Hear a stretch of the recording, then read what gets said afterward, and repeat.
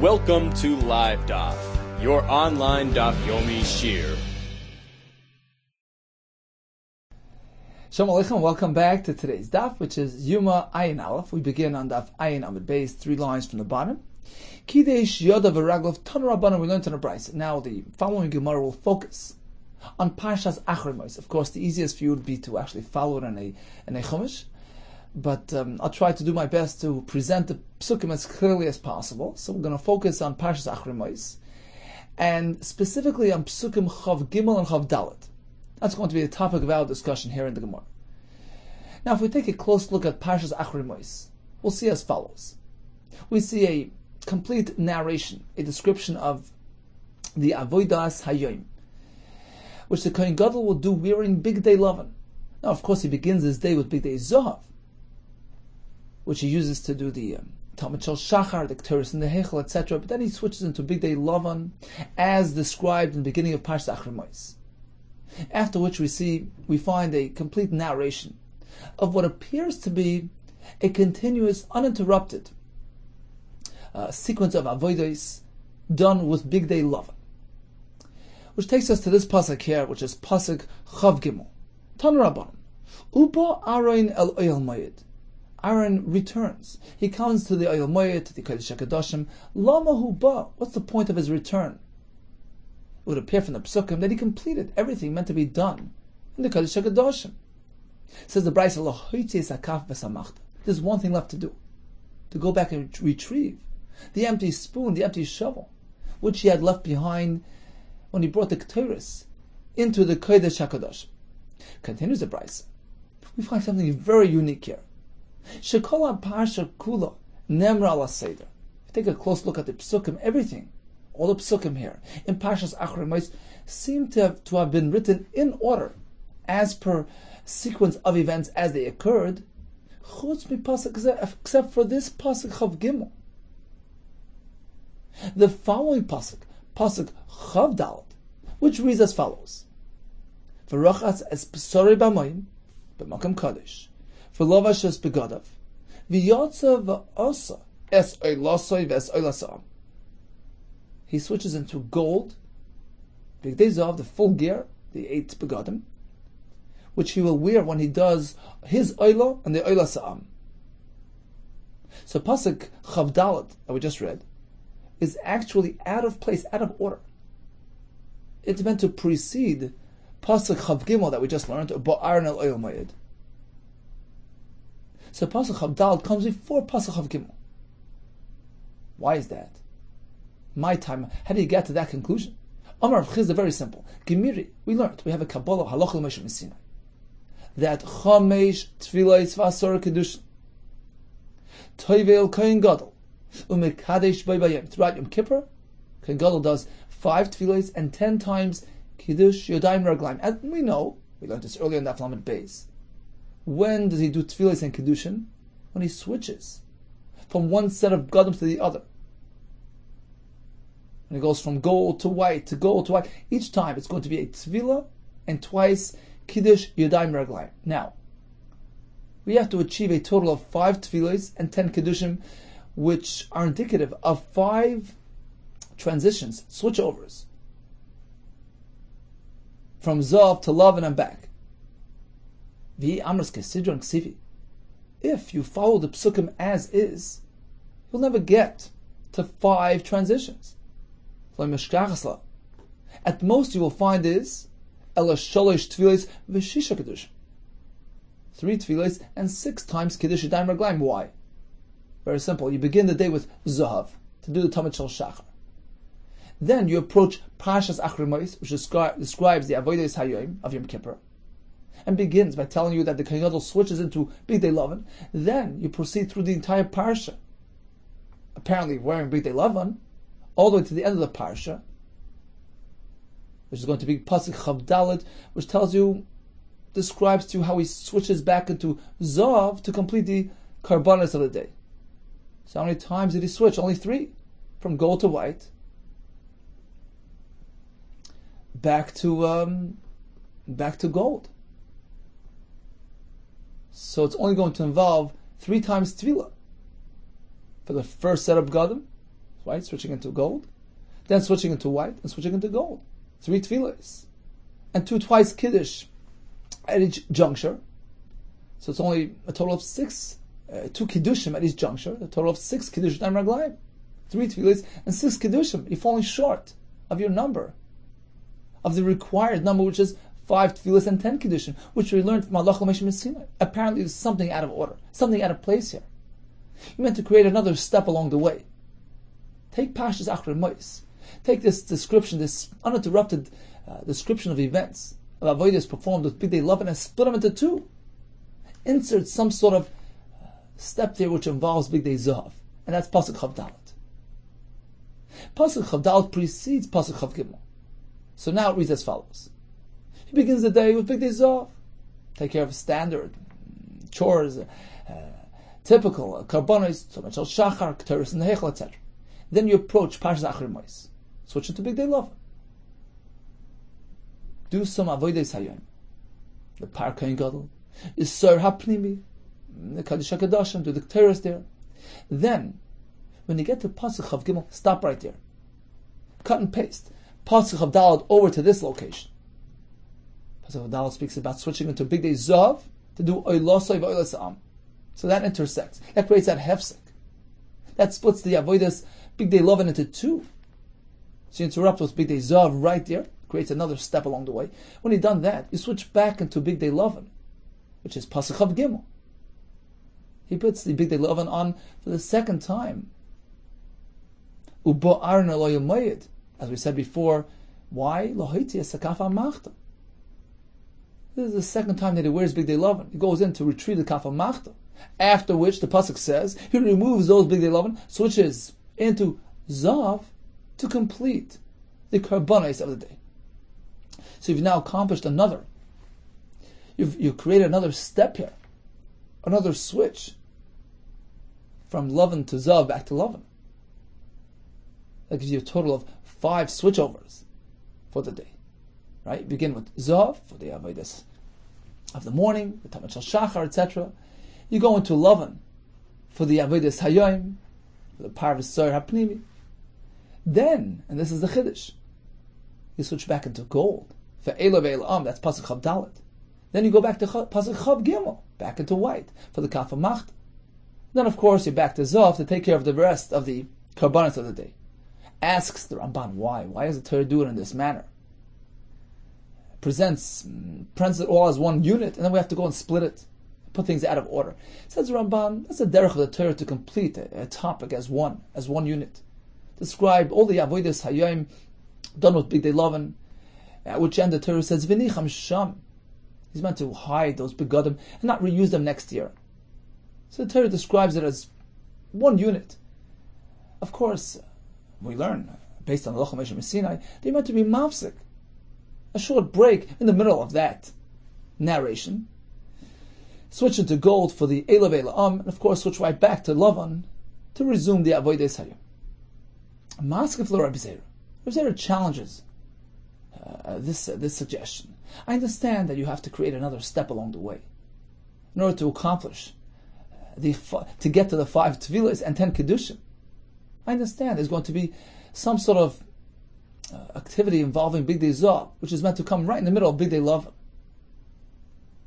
But how do you know that it's Ela ve'Elam, which would necessitate moving around the psukim here in Parshas Achrei Mos, which is kind of unlikely.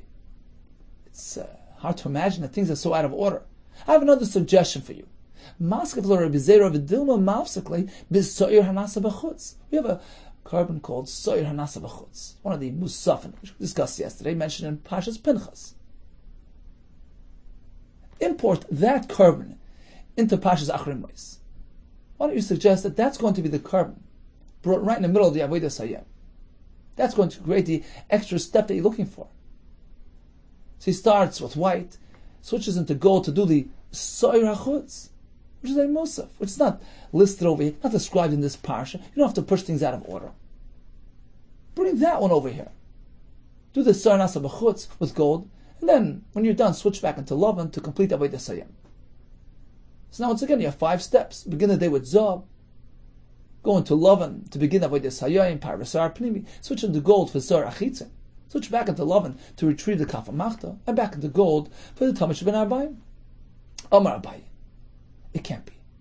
Omar Kra, take a look at the Pasuk. Pasuk Chavdala that we're discussing. It says, V'yotza v'asa es'aylasai, v'es'aylasa'am.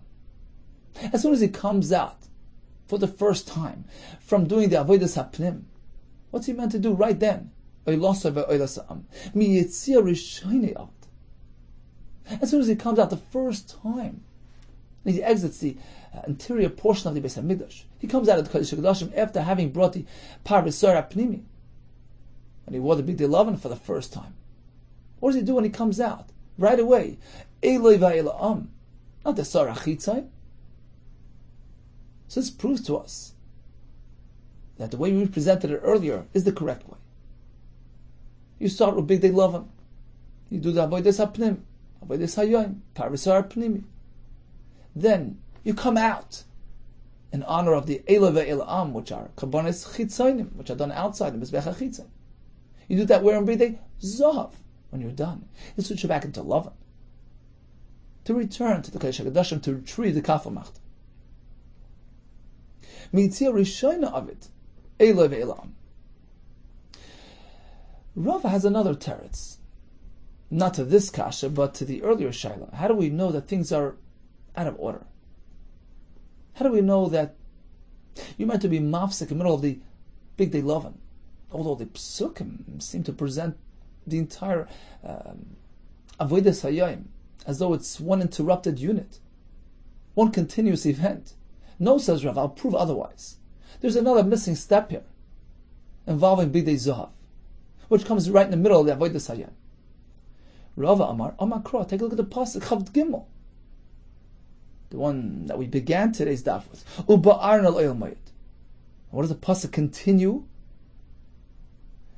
And describes further that he takes off the Big Day Habad. Uba'arn al oil mayit. Upasha das Big Day Habad asher lavash b'voyel hakodesh v'nicham sham. So the pasuk tells you that when he's done with the Kaf Machta, he takes off those begadim, upasha das Big Day Habad. And why does the pasuk have to say asher lavash, which he wore, of course? He's taking it off. He must have worn them. Shein tamalem asher lavash. Why say asher lavash? Klum adam poshet elam asher levish. What then would a person remove if not something that he wore? Elamat hamadam asher lavash. Why repeat asher lavash? Lavash kevar. This is not the first time wearing Big Day Lavan. This is the second time around. Says Rav, it's pretty clear from the pasuk that there are two steps to Big Day Lavan. He starts with Big Day Lavan, makes a hefsek, switches into Zahav for the Eiloi ve'eila'am, and switches back into Lavan a second time. Asher lavash. Big Day Lavan, which he already wore earlier. So this is my second time around. And the point, of course, is, as we said before, in order to gain entry into the Kodesh HaKodashim to retrieve the Kaf Machta that he left behind. Maskeflo Rabba Bar Shila. So once again we have the same kasha as earlier. We've just proven that there were two phases to Big Day Lavan. Of course, there's meant to be some sort of hefsek involving Big Day Zav in the middle. Why are you moving the psukim around here? You're putting Chavdal before Chav Gimel because you're looking for some sort of activity that's meant to create that hefsek. I have another idea. Import these Sar HaChitzin from the Musafin and do that in the middle of the Big Day Lavan. And leave this Pasha intact. Leave it alone. So we'll begin with Big Day Lavan. He'll switch into Zav to do the Sar and Asa B'chutz. Then go back into Lavan to retrieve the Kaf Machta. Then proceed in order from Pasach of Gimel to Pasach of Dalit. Switch back into Gold to do the Ayil V'Ayila'am and proceed to the other Karbonos, Chomet Shabbayim, etc. Leave the Psukim intact. If you're looking for some extra step, import the Sar HaChitzin and do that in the middle of the Big Day Lavan. Answers the Gemara the same as before. Haksiv v'yatza v'asa, which indicates that the first thing he does upon exiting is the Ayil v'Ayil Aham, not the Sor Nasa B'chutz. So it's pretty clear that this is the way it's meant to be. He starts the day with Big Day Zav, for the Tamid Shal Shachar. He proceeds to Big Day Lavan for the Avodas Hayom, for the Parvasar Primim. He comes out, v'yotza, for what? To do the Oila Soy v'Oila Sa'am, wearing Big Day Zav. So this is Pasuk Chav Daled, which is in advance of Pasuk Chav Gimel. When he's done that, he switches back into Lavan for the second time around, to go into Kodesh HaKadoshim, to get the Kaf HaMachta, and then back into Zav to complete the Korbanos. Says the Gemara B'Chala Parsha Kula Nemra Ala Seder. So you've indicated that all the psukim in the Parsha are properly lined up according to the actual sequence of events, except for this Pasuk Chav Gimel, which is meant to come after Chav Daled. But everything else is in order. Is that so? We find otherwise. V'akroi ksiva. Take a look at the psukim. Pasuk Chav Hei. V'es chelev achatos yaktam rizbecha. So the fats of the par v'soir hapnimim, which were put in that bucket earlier, the mogas, at this point he's going to be makter that on a mizbeach. And what does it say afterwards? V'hadar, this is in Pasuk Chav Zayin, v'es par achatos, v'soir achatos, will be burnt outside Yerushalayim. Apparently, Haktoras HaChelav precedes Sreifas Parvasar. Okay. But take a look at the Mishnahs and the Brises, the way we learned about up until this point. The order was reversed. Vilo Anantanan, we learned in a Mishnah, that when did they burn the Parvasar? The same time as the Kriyas HaTorah, right? Haroyas HaKayin Gadol Shu Kaira, one who was observing the Kohen Gadol's Kriyas HaTorah, ain't a Roy Parvasar Nisrafen. He couldn't be when at the Sreifas Parvasar, because it was far away. He couldn't be two places at once. So the Sreifas Parvasar took place simultaneous with Kriyas HaTorah, which was when the Kohen Gadol was wearing what? Mishnah clearly says he was still wearing Bidei Lavan the first time around. So Sreifas Parvasar took place when he was wearing Bidei Lavan. Okay. And when did he burn the Emurei Chatos? V'ilu Emurei Chatos, how much later? When he switched out of Lavan and into gold. V'ilu Emurei Chatos, Basar Hachi Maktilu. He was marked to them when he switched into gold. Right, he started the day with gold, went into white. He sent off the Sar Mishtaleach. He did the Parvis Soyer. The Kriyas HaTorah, they burnt the Parvis Soyer. And then when he switched into Zav, next time around, that's when he burnt the Chelev of the Chatas. Together with his Ayil, with Ayil Am, as we learned yesterday. Apparently the Psukim are describing the events not as they occurred. Actually in the reverse of the actual events. So how can you say the Psukim were listed in order? Says the more you write, Eima chutzum pasuk zeve'eluch. What you meant to say is that starting from this pasuk, which pasuk? Pasuk Chav Gimel, first pasuk that we discussed today. Starting from that pasuk and on, things are out of order. You're right, because Sreifas Parvasar took place before Haktoras HaChelav. Sreifas Parvasar was when he was wearing lava. First time he wore white. Haktoras HaChelav was only later when he switched into gold. Umay chazas the Meshapsas Kroy.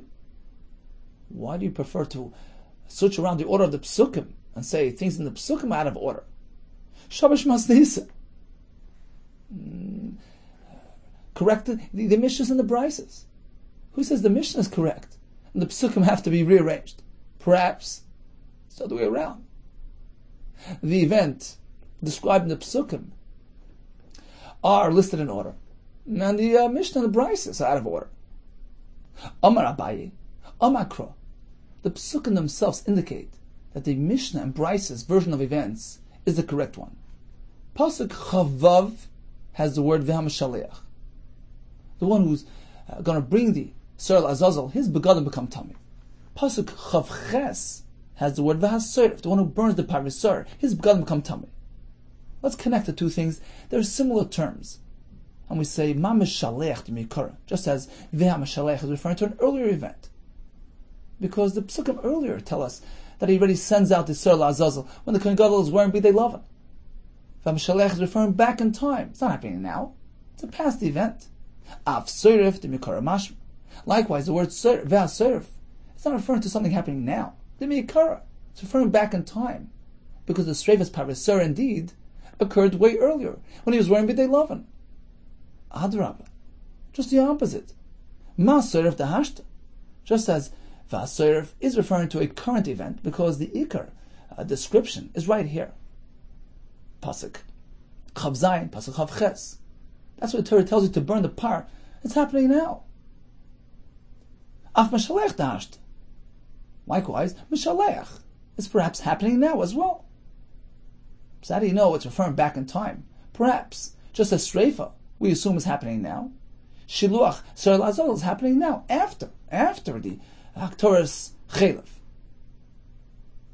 V'amishalech d'mikara mashma. The word v'hamishalech is referring to something back in time. The one who did the Shiluach. That happened earlier, when the Kohen Gadol was wearing Bidei Lavan. And likewise, V'aserif happened at that very same time. The Sreifas Parisur was when he was wearing Bidei Lavan, during the time of Kriyas HaTorah, and only then, when he switched into Zav, did he take care of the Chelev of the Parisur, as described in our Mishnah. Rava Amar has another pshat, to prove that this is the correct approach. Omakro, the pasuk back on pasuk Yud, tells you Yomad Chai.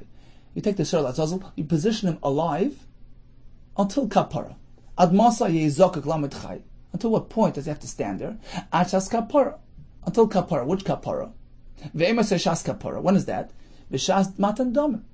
When the Kohen Gadol attends to the dam of his counterpart, the Sir Lashem. V'suloi. And no more than that. Meaning, as soon as the dam of the Sir Lashem has been taken care of, at that point, you send them off. La'azazel. When is this happening? When the Kohen Gadol is wearing Bidei Lavan. This is part of the Avodas Hayom. It's pretty clear that the Shiluach Sir La'azazel takes place when he wears Bidei Lavan. So V'hashaleach, V'hamishalech is going back in time to a past event. And likewise V'aserif. The Sreifas Parisur, it's not happening now. The Psukim are simply referring back in time to an earlier event. And indeed, the Sreifas Parisur happened when the Kohen Gadol was wearing Bidei Lavan, and only when he switched into Bidei Zav did he burn the Chelev Achatas. So in conclusion, in the Mishnahs we find, he started the day with Zav, switched into Lavan. When he sent off the Sar Mishtalech, he did Kriyas HaTorah, and they burnt the Parisur. When he switched into Zav, he was maked to the Chelev Achatas. Now in the Psukim, we have first a description of sending off the Sar. And then we have as Chelev Achatas Yakter.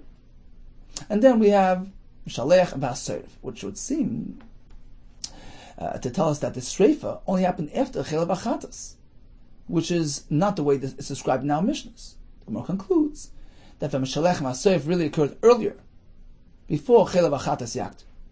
According to Abaye, V'hamishaleach sounds like it happened earlier, and according to Rava, the pasuk says the Sir Lazazel is Yamoid until the Shas Kapara of the Sir Lashem. And then he's sent off, and this is, of course, when the Kohen Gadol was wearing Bidei Lavan. So it's pretty clear from the Psukim that Shiluch happened earlier, and Streifa as well happened earlier, when he was in Bidei Lavan, and only when he switched into Zav, he take care of the Chelev Achatas, just as is described in our Mishnayos. Continues the Gemara. So this fellow who took the Sor Mishtaleach out to the cliff, Mishnah tells us he went back to the closest sukkah, waited there until nightfall, and perhaps he stayed there overnight. Pretty difficult to come trekking back from 12 mil out in the Midbar throughout the night. So perhaps he was there overnight. Come the next morning, come the next day, he's back in town. Osi Mishalech, the person who took the goat, returns. Umatzoi b'shuk l'Kohen Gadol. If he so happens to meet the Kohen Gadol out in the street in public, he gives him kavod. Oymerloi tells him, Ishi Kohen Gadol, my master the Kohen Gadol, asinu shlichusa. We accomplished what you sent us out to do. We accomplished your shlichus. I threw the sar off the cliff. But if he happened to meet him at home in private, then he was more direct. He says, referring to Hashem, who grants life to all beings, the source of all existence. We, both of us, fulfilled his shlichus. So if it was in public, he gave him extra kavod. He referred to himself as a shliach of the Kohen Gadol. I did your shlichus. But if it was in private, he was more direct. And he says, both of us were zeicha to do the shlichus of Hashem, who's our Mishalech. On the topic of Chayim and Brachos, says the Gemara, Amar Rabba, ki mifteri Rabbana ma'adadi. When the Rabbana would take leave of each other, from the yeshiva Pumbedisa, Amri Hachi, they would give each other the following bracha. Mechaya Chayim, Hashem, yitin lecha Chayim aruchim, b'toivim u'misakanim, Hashem shall give you long and good and a good life and provide for you. Provide all your needs so you can minimize your bittul Torah and get right back into learning. While on the topic of Chayim and a person's needs, let's go to the pasuk in Tehillim, where David HaMelech says, "Esalach v'nei Hashem." So he's davening to Hashem, Hashem, allow me to walk ba'artzos ha'chayim. What does that mean? Amar Rabbi Yehuda zemakim shvakim. He asked that Hashem should provide his needs. He should always find always be found amongst the in a place which has markets, which will provide for his needs. And the Farshim say, the Tesis Yeshanim says, he was davening A, for himself, and B, for Klal Yisrael. During Gullus, wherever they're found, Hashem, please provide for them. It should be in a populated area, in a place of shvakim, where they can find what they need. There's a pasuk which says, Ki oirech yamim ushnois chayim v'shalom yisif alach. Pasuk in Mishlei, Hashem will give you oirech yam ushnois chayim, years of life. What does this mean? V'chiyesh shanim shel chayim, v'yesh shanim she'enan shel chayim. Do we have years which are years of life and years which are not life? What does this mean? Amar Belazar, elu shnoisav shel adam, hamis hapchis olav mira l'teva. We're speaking of a person's fortunes switched on him. In his later years, he got wealthy. He did Ratzon Hashem, and Hashem gave him bracha. He was zeicha to a high measure of Torah, which he didn't have in his youth. So things switched on him. It's as though he came alive. As though he was Machayim Metzim. So Shnois Chaim, things should get better for you. Aleichem Ishim Ekra. This is a pasuk in Mishlei again. The Torah calls out, Aleichem Ishim Ekra. I call out to you Ishim. Now, why Ishim? It should be Anoshim. Amar Brechya Elu Talmidei Chacham. It's referring to Talmidei Chacham. Shedaimim L'Noshim. So Ishim is a reference to an Isha. The Talmidei Chachamim are weak. Rashi says they're anvesanan utshushe koyach, humble and weak from exertion, toil and Torah. They're daimim l'nashim, so they're physically weak. V'oisin gvura kanashim, however, they exhibit great strength of character and self-discipline, like men. So aleichem ishim ekra, they're weak like nashim, but really they go beyond their abilities. They do gvura kanashim. V'amar brechya, haroitzel nasach yayin al gam mizbeach. Bisman hazeh, if a person wishes to do nisach hayayin on the mizbeach, there is no mizbeach. What do? He malik roinam shal tamidei chachamim yayin. Serve wine to tamidei chachamim. Fill their throats with wine. So by serving tamidei chachamim, it's as though you're bringing a korban. Shenamar aleichem ishim ekra, aleichem ishim. Tamidei chachamim is described like the fire of the mizbeach. By giving them, it's as though you're being makrib on the mizbeach. V'amar brechya, imroya adam shatoyer pesekas mizari. Should a person see that his children are losing their taste, their enthusiasm for Torah? Yisa bas talmid chacham, as the Mashal explains, marry them off to a bas talmid chacham, and she'll push him back into learning. Shenemar yazkin ba'eretz shorsha. If his root will get old in the ground, but offer yom giza in his trunk will die out in the offer. What do you do to reinvigorate things? Meireach mayim yafriach. It's going to grow anew as a result of the reach, the scent of water. Marry him off to a bas talmid chacham who has that within her, that appreciation for Torah, for Mayim. V'asa katzer k'meinata. It's going to reinvigorate that plant, that tree. It's going to produce katzer, just like a nota, just like a fresh sapling. V'yamta v'ya'isa lo'evav. Ken Gadol, when he's done the day's avodah, he would celebrate with his friends. Tana Rabbanan Masa b'kohen Gadol echad shiyatzum beis hamikdash. There was an incident with a certain kohen Gadol who was done his avodah, left the beis hamikdash. V'avu azli kuli ama basrei, and everybody was following him. This great procession of appreciation, hakaras hatov. You know, there's a sefer Hatidah, brings an account written by a guy. It's brought down in Josephus. This fellow observes the Kohen Gadol on his way out, and he says it was astounding, the kavod and appreciation expressed by Klal Yisrael after a long day of avodah in Beis Hamikdash. And he says, with throngs of people lining the streets, he couldn't go anywhere. Everybody was fasting and weak, but they needed to catch a glimpse of him, to go over to him, to kiss his hand, just to touch him, to say thank you for bringing about our kapara, for doing a job well done. He says the light, everything was lit up, the windows were full of candles, and he couldn't move. He was just swamped by masses and masses of people coming to thank him. He says by the time he got home, it was well past Chatzos. He finally got down to make a bracha. And he says the next day he would approach the local goldsmith, make for me a personal plaque, a custom-made plaque. Ploinik and Ploinik, I was a successful Kohen Gadol on this and this Yom Kippur, and he would keep it as a memento of the successful avodah Yom Kippur. So we have everybody following the Kohen Gadol. All were following Kohen Gadol. And what happened? Kiven Dechaz Yunhu the Shmai Avtalion. As soon as they noticed Shmai, who was the Nasi, and Avtalion, who was the Ab Bezdin, Shav Kul the day, they abandoned the Kohen Gadol. They went over to greet Shmai Avtalion. He meant to do that. Talmud Chacham deserves greater honor than a Kohen Gadol. So he was a bit insulted. L'soif, eventually, also Shmai Avtalion. L'fturimine. Shmai Avtalion approached the Kohen Gadol to take leave, to bid him farewell, to thank him. L'fturimine the Kohen Gadol. Now was an opportunity to get back at them. Omar Lamzi says to them, Yesun. You know, the Shmai Avtalion were Gerim, or descendants of Gerim, depending on the different Mefarshim. So he referred to them as such. He referred to them with an insult. Yesun b'nei Amamin l'shlam.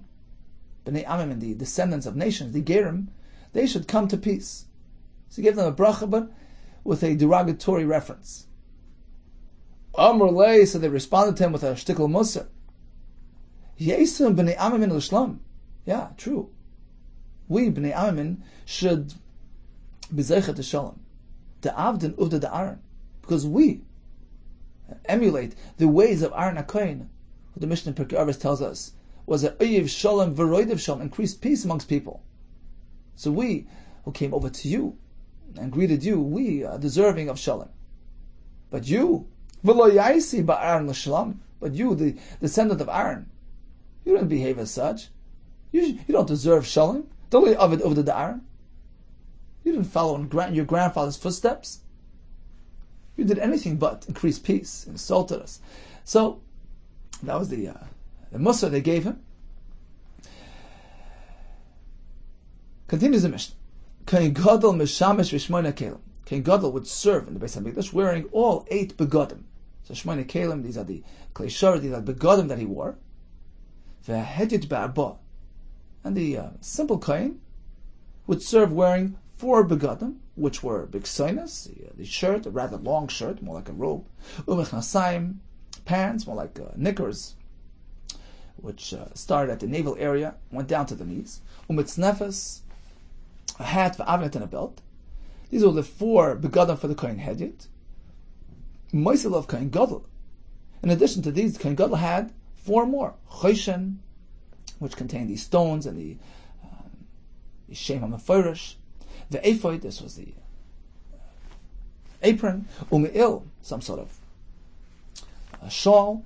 V'tzitz, this was the gold plate on his forehead.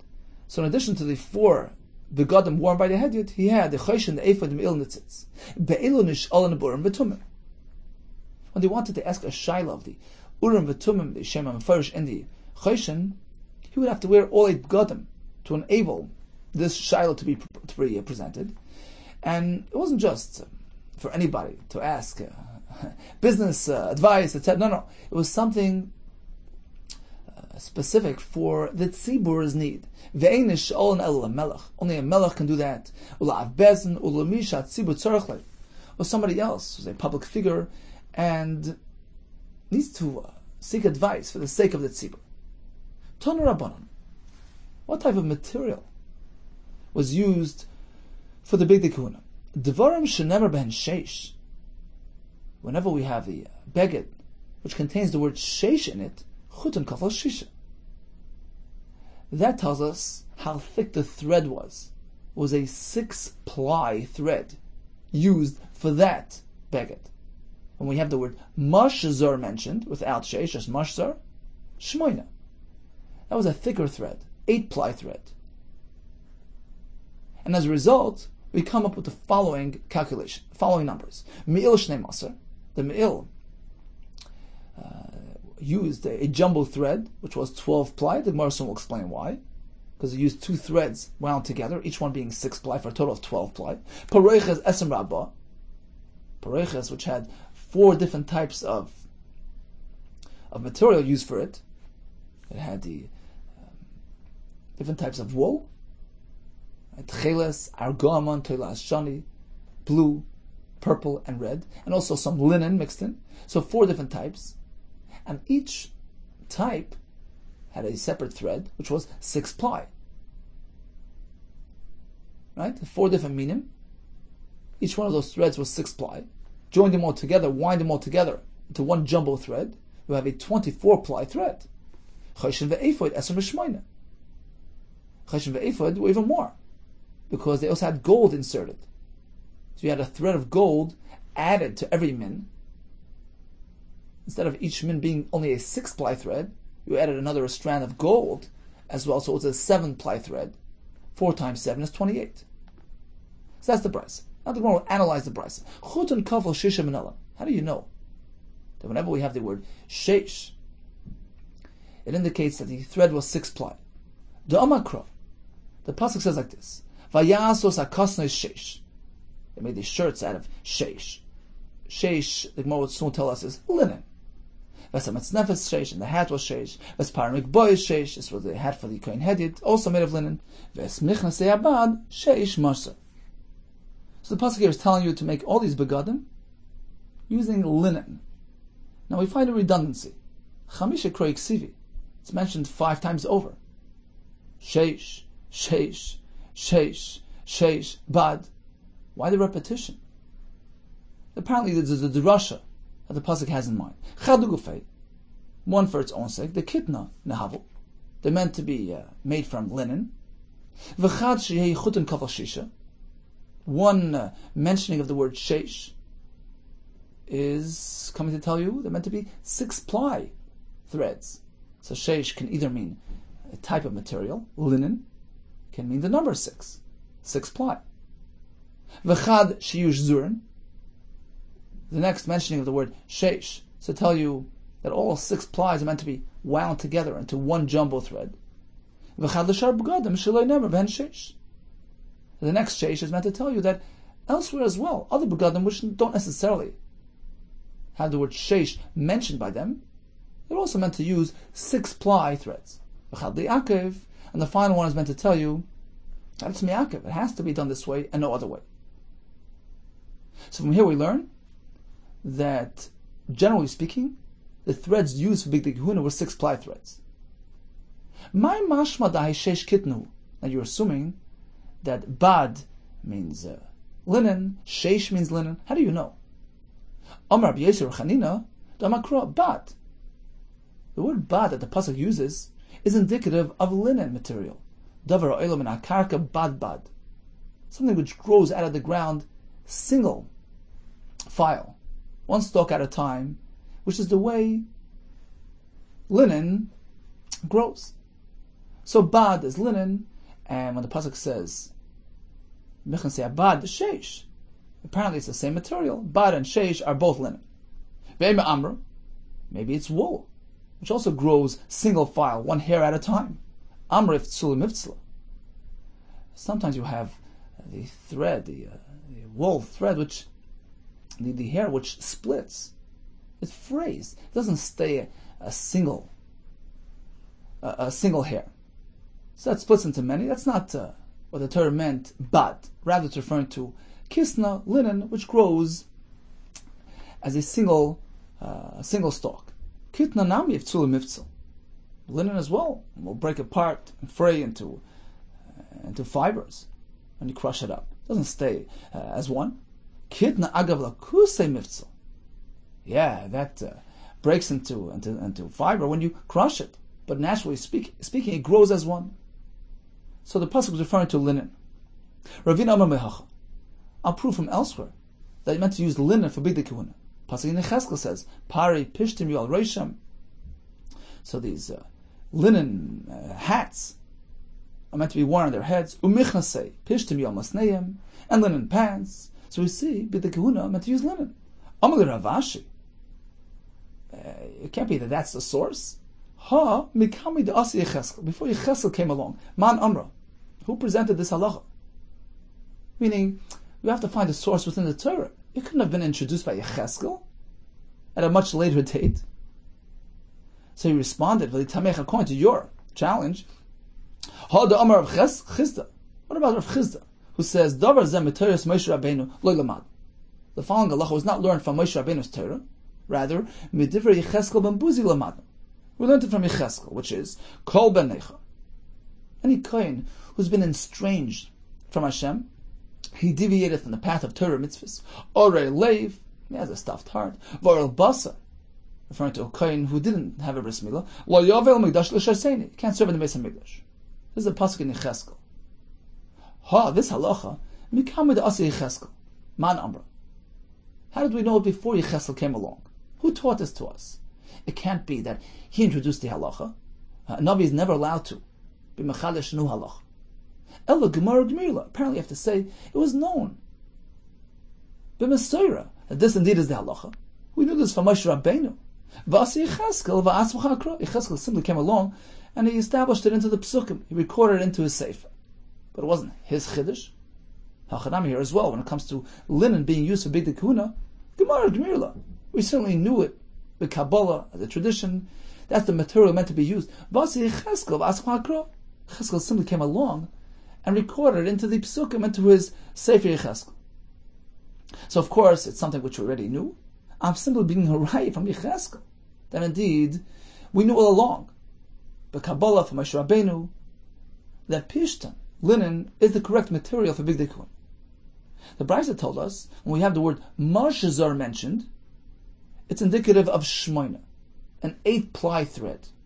Manola, how do we know this? Dichsiv, vayasu al shuli amiil, rimoine, tcheles v'argoman v'tela shani, morsar. So they fashioned these pomegranate-shaped ornaments, rimoine, tcheles v'argoman v'tela shani, consisting of blue wool, purple wool, red wool, and this was hung from the bottom of the meal. The pasuk says moshzar. It's meant to be made as moshzar. What does this mean? V'yolef moshzar moshzar pareches. We draw a parallel exerishav on pareches, where as well we find the term moshzar mentioned. Malahal and esrim ra'abah, just as by the pareches. You have a total of 24 plies being used there. Why? As mentioned earlier, pareches had actually 4 variations, 4 different types of material. Techeles, argoman, tila ashani, so blue, purple, and red wool threads, as well as linen. 4 different types, 4 different threads, each one being 6 ply, as we mentioned earlier. This is the standard requirement. He took all those 4 threads, which each one was 6 ply, you wound it all together as one. We spun it all together into one jumbo thread for a total of a 24 ply thread.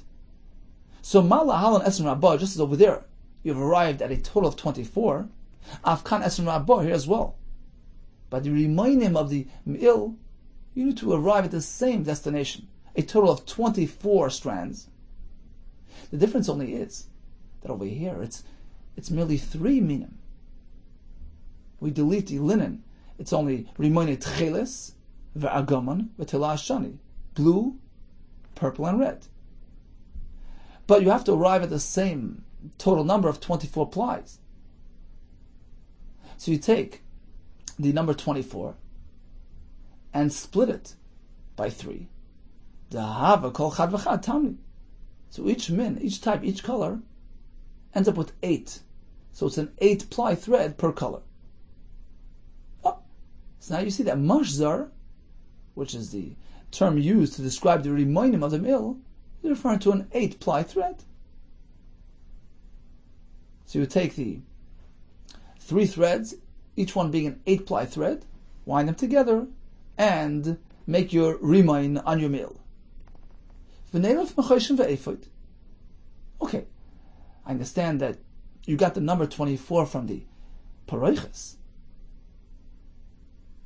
Why don't you go further? Go to the Choshen ve'efod, which had a greater number, a greater total, 28, as mentioned earlier, because it had gold as well. Malahal and Esrim Shmoina, just over there. It's a total of 28. Afkan Esrim Shmoina, here as well, it's 28. You see, the Choshen ve'efod had 4 minim, blue, purple, red, wool, plus the linen, plus some gold inserted. Right? So each one of those 4 minim, blue, purple, and red, and wool, and linen, their threads were 6 ply. Plus, there was a strand of gold, 1 strand inserted into each one of those threads. Each one now was 7 ply. Times that by 4, it's 28, 7, 14, 21, 28. So you have a total of 28 strands in this jumbo thread used for the Choshen ve'efod. So perhaps here as well, by the remaining of the Me'il, you have to achieve that total number of 28 plies. In which case, when you split it into 3 minim, because the remaining only had 3 minim, you end up with 9 point something plies per min, not just 8. So why do you go to the Paroiches? For a total of 24, go to the Choshen ve'efod for a total of 28. Says the more you can't. Dan and davar shelinema by zav. We'd rather learn the remaining me'il which don't have any gold. Midavar shelinema by zav. From Paroiches, which also didn't have any gold. So they're similar to each other in that sense. Lafuki Choshen ve'efod, as opposed to the Choshen ve'efod shenever ben zav, which had gold. So it's this similar. We don't want to learn from there. Adrabah, just the opposite. It's more appropriate and fitting to learn from Choshen ve'efod, which is similar in nature. It's a beged. Done and beged mit beged. Let's learn the me'il, which is a beged, from Choshen ve'efod, which is likewise an article, a garment of a beged. Lafuki pareiches d'oilu, as opposed to a pareiches, which is part of the structure. It's this similar in nature. Why would you go there? Wouldn't it make sense to draw from something which is similar to itself, from a beged, Choshen ve'efod? Says, well, you're right. Skip the pareiches, skip the Choshen ve'efod, have another source. Another source which is indeed similar, almost identical to the me'il, and it makes sense to learn from there as opposed to the other sources. Eladanan me'avnit. We learn from the avnit, where the word mashazar is mentioned, and over there it's a total of 24 strands, because the avnit had 4 minim, 3 types of wool, tcheles, argam, shani, and linen. So blue wool, purple wool, red wool, and linen. Each one of those threads, each one of those minim was 6 ply, of course. 6 times 4 is 24. Eladanami avnit, we learn from the avnit, which had a total of 24 plies. We apply that to the me'il of the remaining of the me'il. We take the 24 total, we split into 3 minim, because the remaining only had 3 minim. Each one has 8. We learn the remaining me'il, which is a beged, without gold. We beged v'davar shleinem b'zav. From the avnit, which likewise is a beged without gold. So it's similar, and therefore we learn from each other. As opposed to the other potential candidates. We don't learn the me'il, which has no zav. V'davar sheyesh b'zav.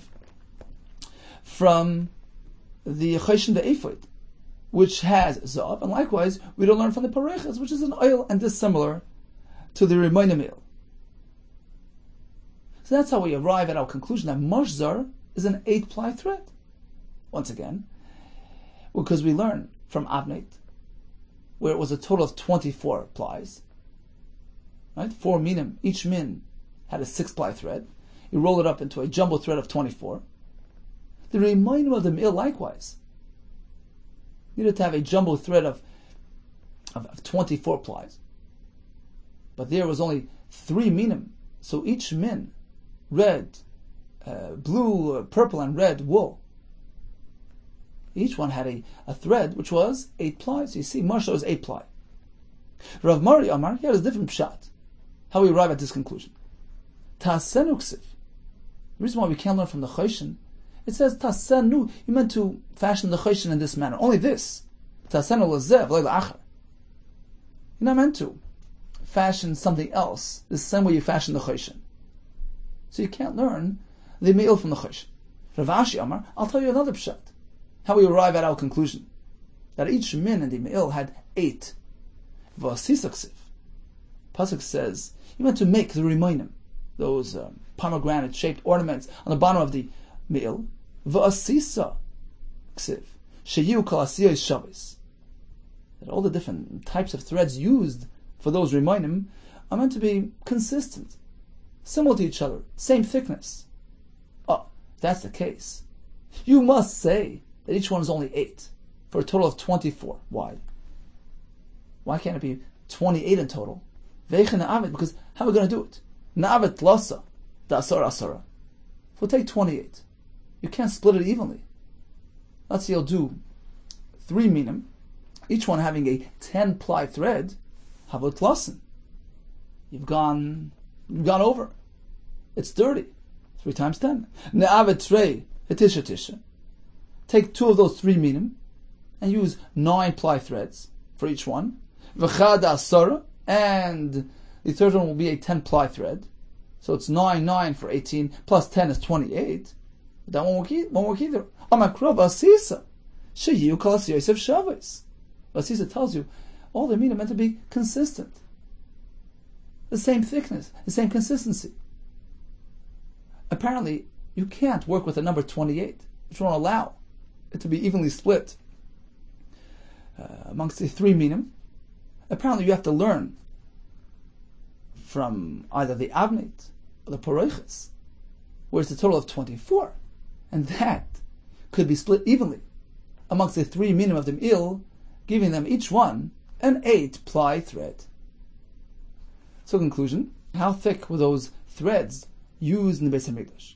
So typically, for instance, Big Day Lavan, which used linen threads, they were 6-ply threads, as the pasuk says, sheish, indicative of their thickness, 6-ply threads.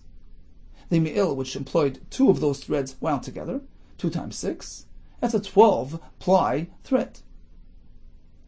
The Avneit, which had 4 different colors, 4 different types of threads, each one being 6-ply, 4 times 6, for a total of 24. The Choshen Ve'ephod had gold in addition to the wool and linen. So you have 4 minim times 6-ply each, plus 1 strand of gold inserted into each one of those threads. So it's really 4 times 7, for a total of 28. We learned about the Rimoina Me'il, where we have the word Mashazar mentioned. Over there, it was 3 different types, each one being 8-ply, so 3 times 8, for a total of a 24-ply jumbo thread. The Pareches was made of 4 minim, each one being a 6-ply thread. 4 times 6 is 24. Okay, let's just briefly cover today's main points. The Gemara proved that although the Torah describes all the avodas in Big Day Lavan as happening continuously without any interruption, really, there was a half second somewhere in the middle where Big Day Zav were used, and that creates another step along the way, and another switch in and out of Big Day Zav, which creates a total of 5 switches throughout the day, which generates 5 tefillos and asara kedushin. We learned about the brachos to the Kohen Gadol, the brachos of the Talmidei Chachamim one to the other, and the incident involving the Kohen Gadol with Shmaya and Naftalion, And how thick were those threads used in the Beis Hamikdash? Kol tov to you.